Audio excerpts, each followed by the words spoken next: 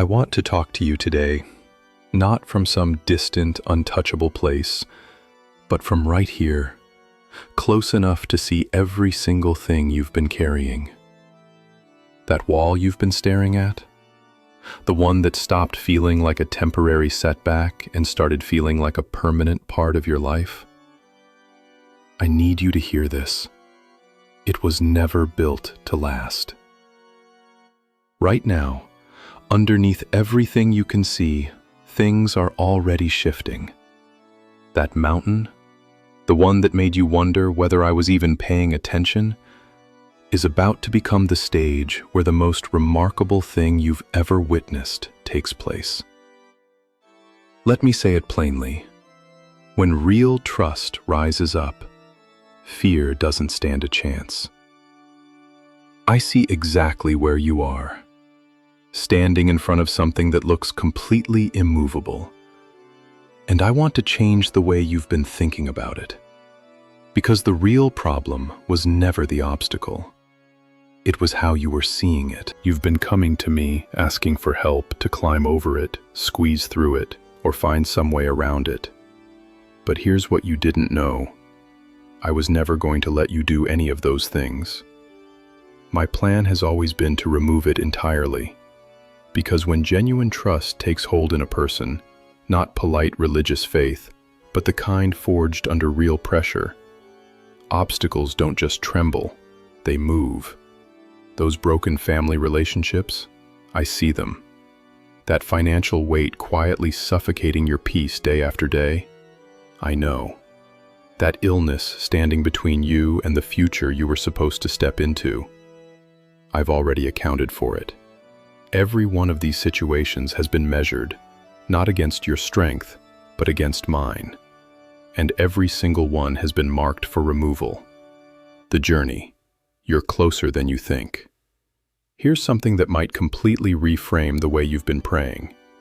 You've been asking me for the strength to carry things I already planned to take away. You've been asking for endurance to survive something I designed to be temporary. You've been bracing yourself for an extended war, when the victory was already written before the first battle.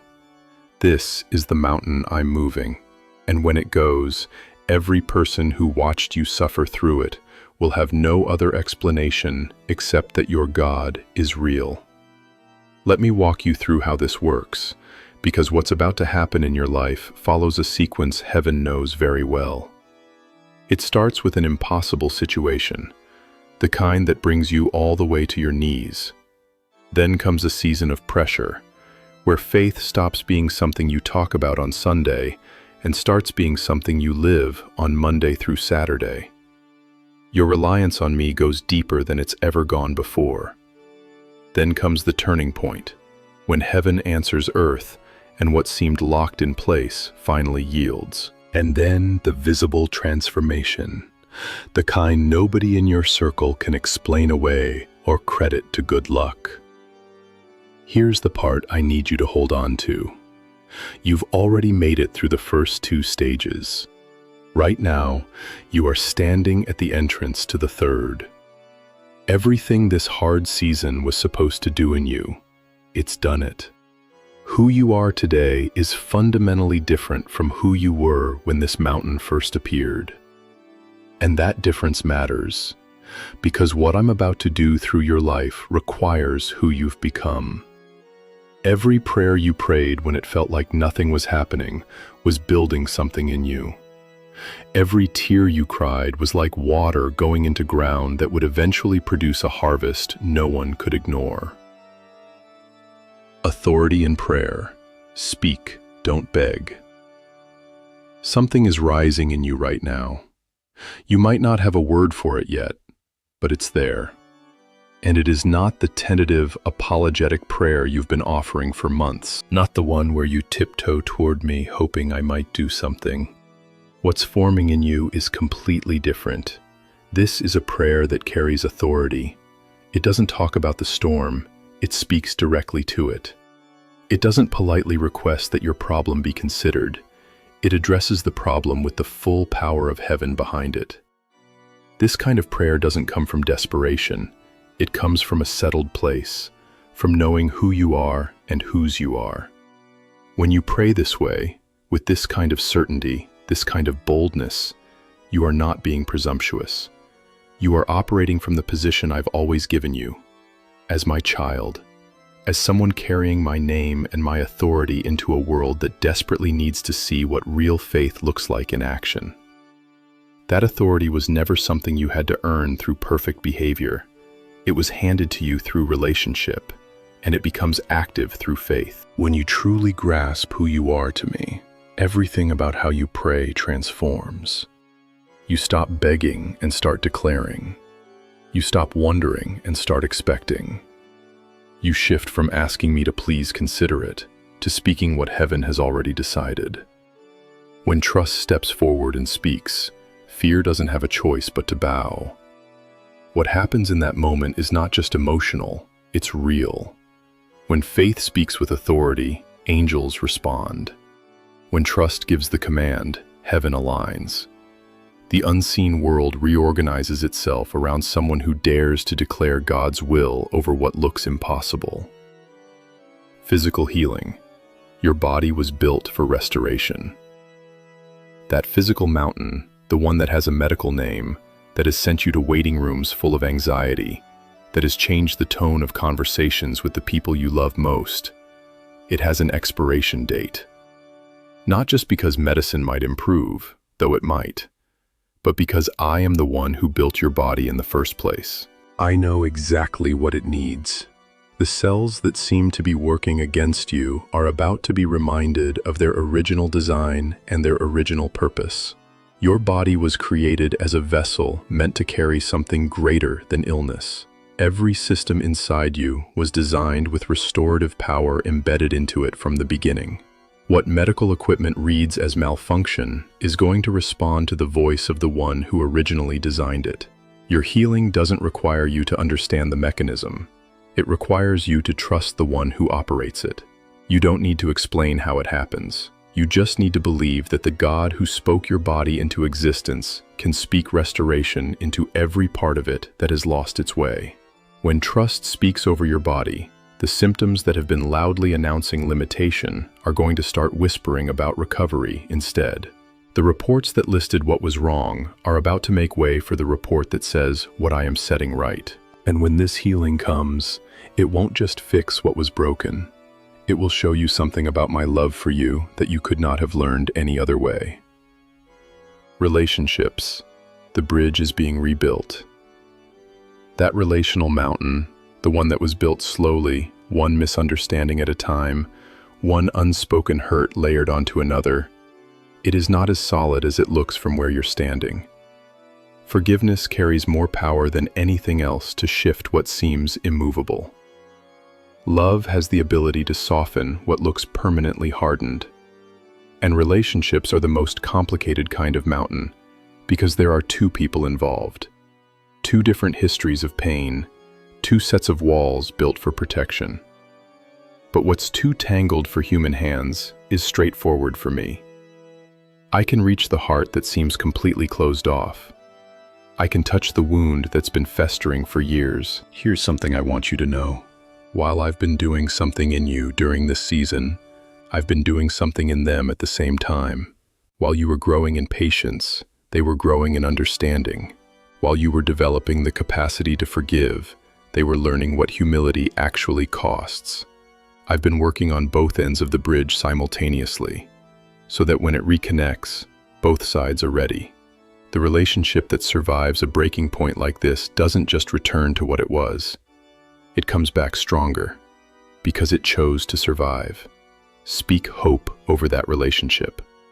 Your mountain of disconnection is about to become your greatest story of restoration. Financial. The provision was never missing.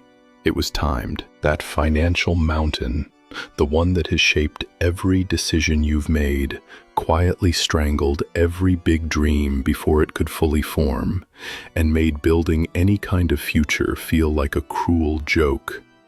It has already been measured against my provision, and it is nowhere near enough to stop what I have planned.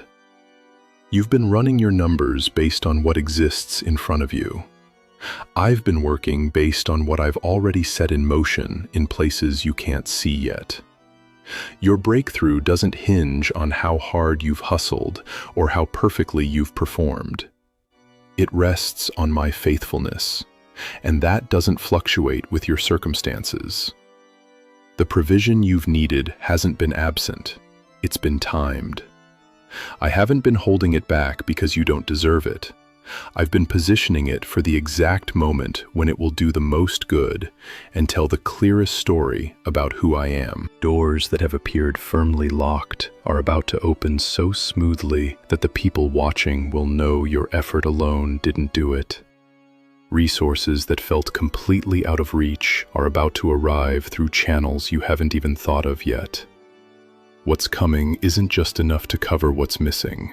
It's designed to position you to help others who are standing exactly where you were standing. Your breakthrough becomes the evidence someone else needs to believe that their own breakthrough is possible. The abundance heading your way isn't just for your comfort. It's connected to a purpose bigger than your immediate need. Faith versus hope. There's a difference. I need to make an important distinction here, because I'm calling you past hope and into faith. Hope is a good and beautiful thing, but hope looks at the future with longing. Faith looks at the future with settled certainty. Hope says, maybe one day. Faith says, I trust you right now. Hope prays for the possibility of something.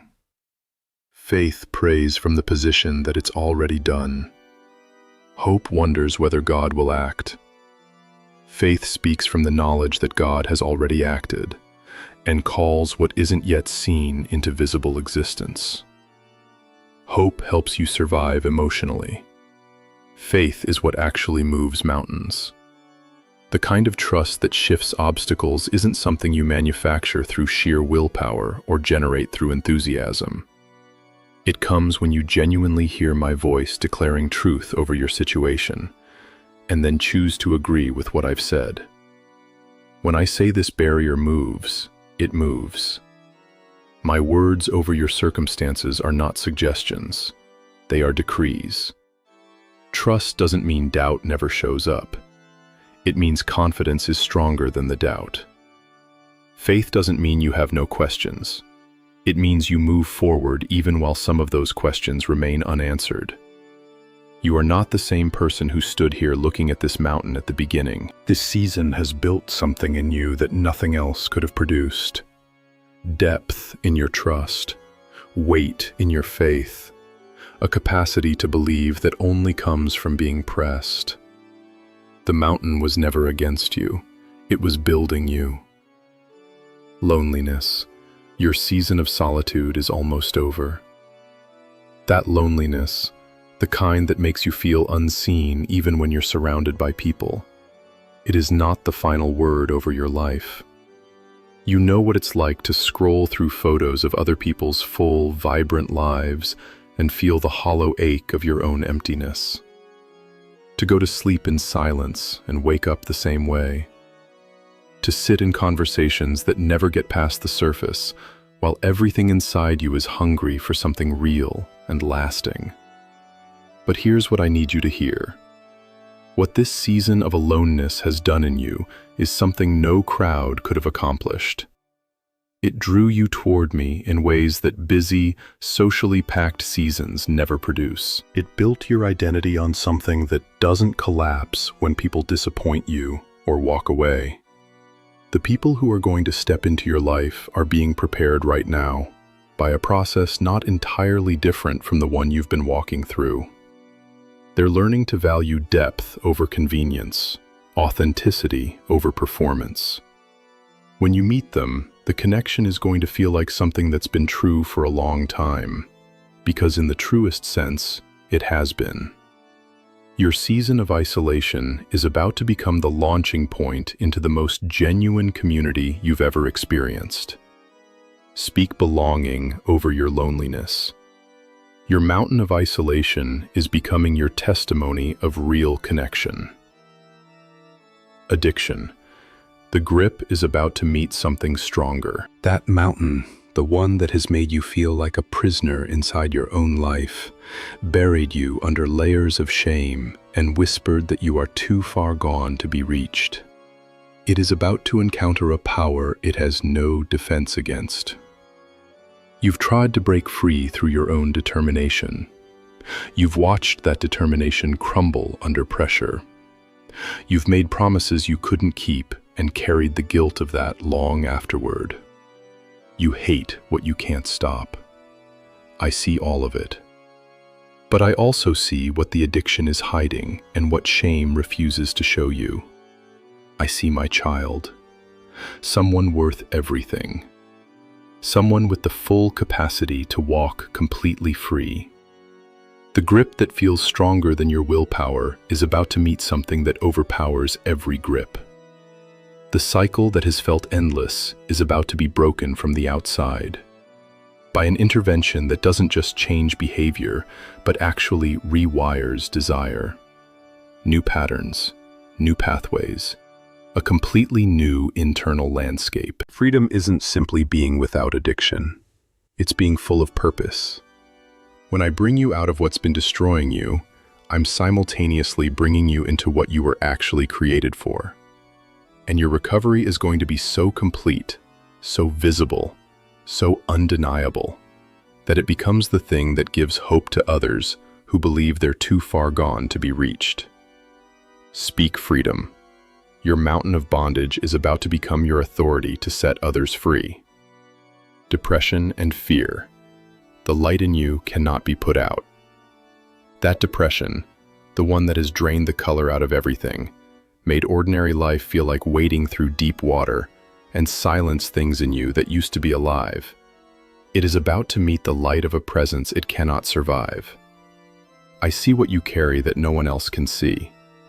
I see you performing functionality for the people around you while something inside is quietly withering. I see you wanting to feel things and feeling nothing, wanting to hope and bracing for another disappointment instead. But underneath everything that depression has managed to touch, I see what it has not been able to reach. There is a light in you that I placed there, and there is no circumstance powerful enough to extinguish it. The healing coming to your mind isn't just the lifting of heaviness, it's the arrival of a peace that surpasses understanding. Not just the return of feeling, but the return of real, lasting hope. You were not made to manage this condition for the rest of your life. You were made to be completely free.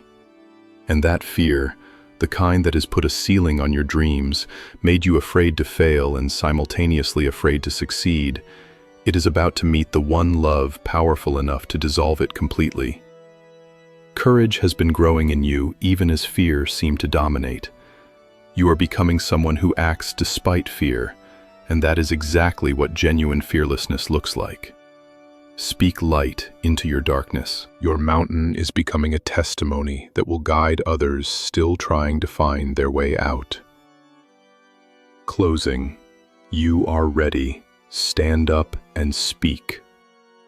I need you to close with this truth because it changes everything about how you move forward from here. I have not allowed mountains in your life because I love you any less.